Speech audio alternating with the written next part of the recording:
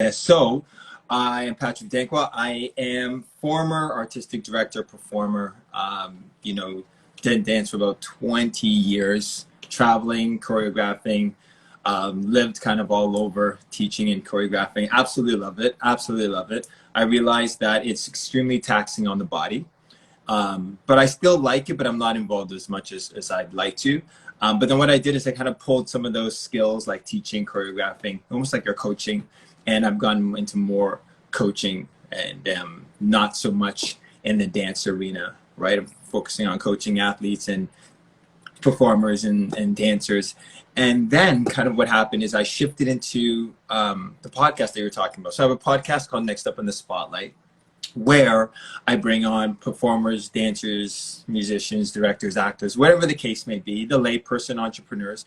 And the reason why it started is it started during the pandemic, right? It's one of those things where it's like, okay, time to pivot and shift. You can't perform, you can't dance.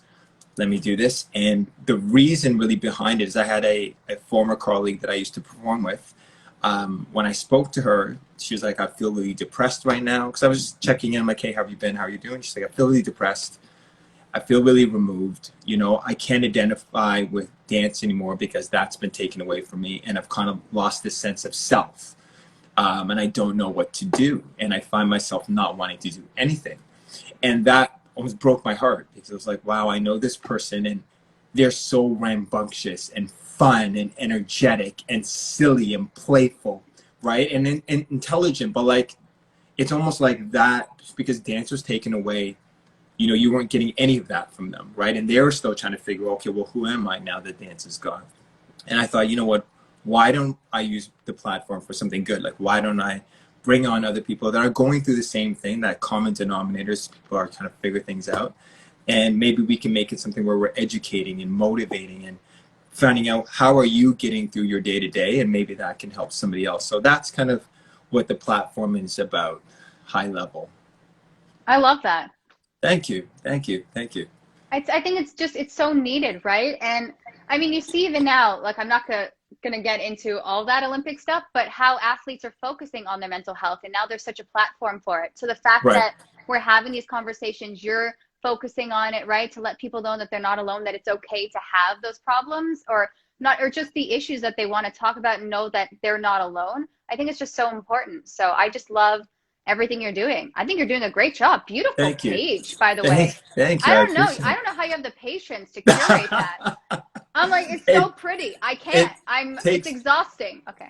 it takes time. Like before it was a bit of a mishmash, and I was Mm. like, ah.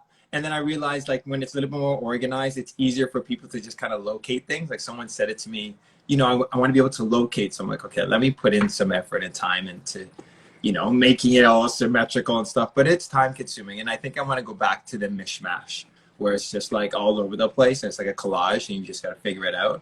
That's the idea. But I agree with what you said. Like, I think mental health is extremely important. I think, sometimes it's been overlooked, or sometimes people are unaware what to say, so they don't talk about it, or sometimes we're not educated enough.